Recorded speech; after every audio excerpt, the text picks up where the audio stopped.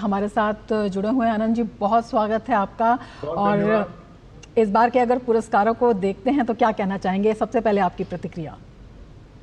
मैं तो सिर्फ इतना कहना चाहूंगा कि बहुप्रतीक्षित था। कोरोना की वजह से ये पुरस्कार डिले चल रहे हैं और ये 2023 का पुरस्कार है, तो मुझे लगता है कि चयन बहुत अच्छा है। 12वीं जो सर्वश्रेष्ठ फीचर फिल्म का पुरस्कार दिया गया 12वीं फिल्म को, वो बहुत अच्छा चयन है। शाहरुख खान और विक्रांत मैसी, देखिए दो अलग अलग छोर हैं कलाकार के। उन लोगों को शाहरुख खान शेयर करेंगे विक्रांत मैसी के साथ, तो ये सारा चयन अच्छा है। बस एक बात रेखांकित करनी चाहिए कि इस बार किसी पुस्तक का चयन नहीं हो पाया।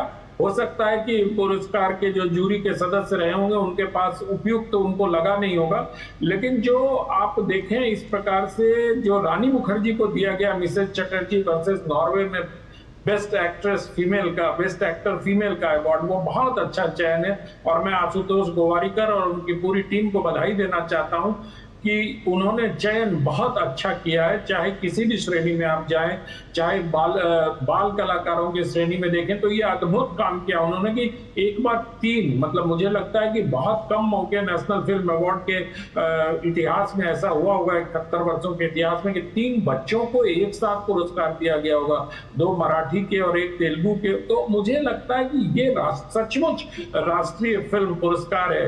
अब कुछ लोग अगर कहने का सोचें तो एनिमल को भी 3 पुरस्कार मिले हैं, लेकिन वो किसी अन्य टेक्निकल कैटेगरीज में मिले हैं।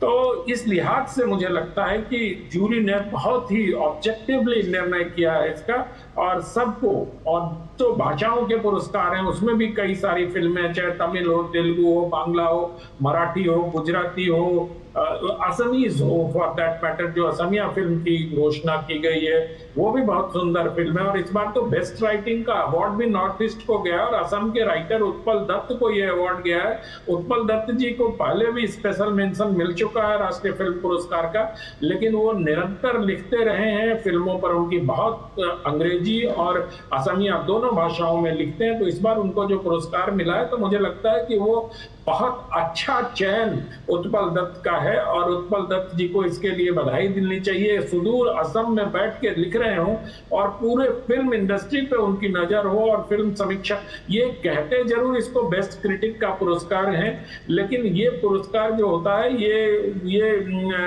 रमा जी अगर आपको मैं बताऊं तो ये पुरस्कार बेस्ट राइटिंग ऑन सिनेमा है। अगर इसको ठीक से देखें तो सिनेमा पर सर्वोत्कृष्ट लेखन के लिए ये पुरस्कार दिया जाता है। तो मुझे लगता है कि चयन प्रथम दृष्टया जो पहली नजर में अभी प्रेस कॉन्फ्रेंस तुरंत समाप्त हुआ उसको देखने के बाद मुझे लगता है कि ये चयन बहुत अच्छा, और इसके लिए सूचना प्रसारण मंत्रालय को भी बधाई दिया जाना चाहिए, उनकी पूरी टीम को, कि इतने, क्योंकि जो सेंट्रल पैनल होता है उसमें 333 फिल्मों को देखना, हर दिन 4 फिल्मों को महीने भर देखा जाता है।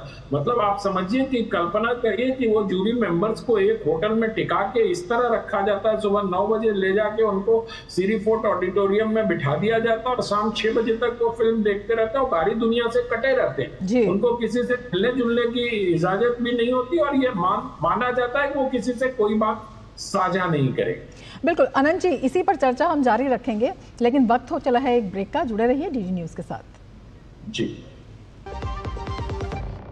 अब क्या देख रहे हो पापा? तुम कहते हो ना कि स्टॉक मार्केट में बहुत सोच समझकर इन्वेस्ट करना चाहिए, बस थोड़ा सा ज्ञान ले रहा हूँ। किससे? हर एक स्टॉक्स एक्सपर्ट है, मस्त एजुकेशनल वीडियोस बनाता है और अच्छी इन्वेस्टमेंट की टिप्स भी देता है। पापा इन वीडियोस पे ना जाएं, अपना रिसर्च खुद करें या सेबी रजिस्टर्ड इन्वेस्टमेंट एडवाइजर से संपर्क करें। एजुकेशन के नाम पर कुछ इन्फ्लुएंसर्स अक्सर इन्वेस्टर को मिसगाइड करते हैं, नुकसान आपका होगा।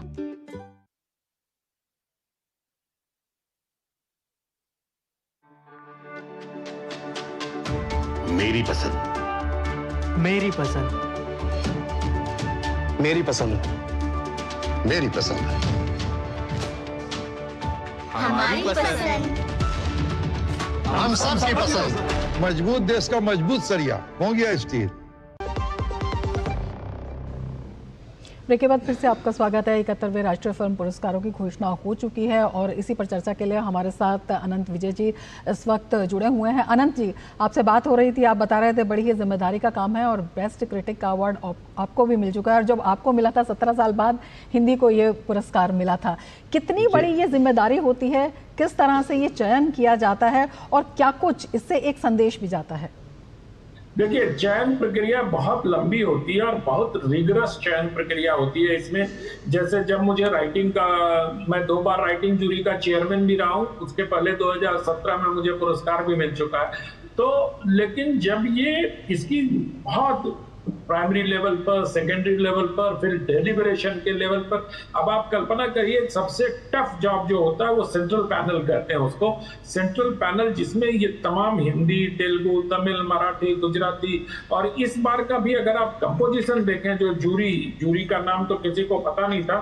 अभी जैसे अनीस बसु थे, VN आदित्य थे, MN स्वामी थे, मुझे मालूम था कि आपको बताना है इसलिए मैंने नोट किया सबको। प्रदीप नायर थे, विवेक प्रताप थे, प्रकृति मिश्रा थे। ये सब देश के अलग अलग हिस्सों में होते हैं और सबसे मुश्किल काम इन फिल्मों को देखने में तो चलिए सब टाइटल होता है, लेकिन जो पुस्तकें आती हैं, जो फिल्म रिव्यूज आते हैं, जिसके आधार पर बेस्ट राइटिंग का पुरस्कार दिया जाता है, उसमें अलग अलग भाषा के होते हैं। 3 ही अलग जूरी होते हैं, एक चेयरमैन होता है और 2 उसके सदस्य होते हैं। तो उसके लिए क्या किया जाता है कि जो टीम होती है INB की, या अब तो NFDC की टीम कहते हैं उसको, NFDC के लोग उस किताब को किसी को पहले दे के उसका समरी उस किताब का पढ़वाते हैं और विषय विशेषज्ञ को बुलाया जाता है। बड़ी लंबी प्रक्रिया होती है रमा जी। इसलिए नेशनल फिल्म पुरस्कार की अपनी एक प्रतिष्ठा है और हर किसी को लगता है, अब देखिए शाहरुख खान के यहाँ जश्न हो रहा होगा, क्योंकि शाहरुख खान को मुझे लगता है कि पहली बार राष्ट्रीय फिल्म पुरस्कार मिल रहा है, साझा ही सही लेकिन फिल्म पुरस्कार तो मिल रहा है। और अच्छी बात ये देखिए कि जो जूरी मेंबर्स थे उन्होंने केरल स्टोरी के लिए बेस्ट डायरेक्शन का अवार्ड दिया है। तो एक जो वैकल्पिक फिल्मों की एक धारा चली है उसको भी इन लोगों ने न सिर्फ लक्षित किया है बल्कि पुरस्कृत भी किया है। सुदीप्तो सेन हमारे मित्र हैं, सुदीप्तो सेन जी को बहुत अच्छा, इसके पहले भी उन्होंने एक फिल्म बनाई थी, वो भी बहुत, अभी बस्तर भी बनाई उन्होंने, केरला स्टोरी, चूंकि ये 2023 का अवार्ड है। कुछ लोगों को भी लग रहा होगा कि अभी क्यों दिया गया है, तो मैं प्रमुखता के साथ इस बात को रेखांकित करना चाहता हूं कि ये 2023 का राष्ट्रीय फिल्म पुरस्कार है। अभी 2 वर्ष पीछे चल रहा है राष्ट्रीय पुरस्कार, 24 का होगा, फिर 25 का होगा और मैं उम्मीद करता हूं कि 26 में शायद 26 का 26 में दिया जाएगा, क्योंकि परंपरा राष्ट्रीय फिल्म पुरस्कारों की ये रही थी कि 3 मई को ये पुरस्कार दिए जाते थे दादा साहब फाल्के के जन्मदिन के अवसर पर।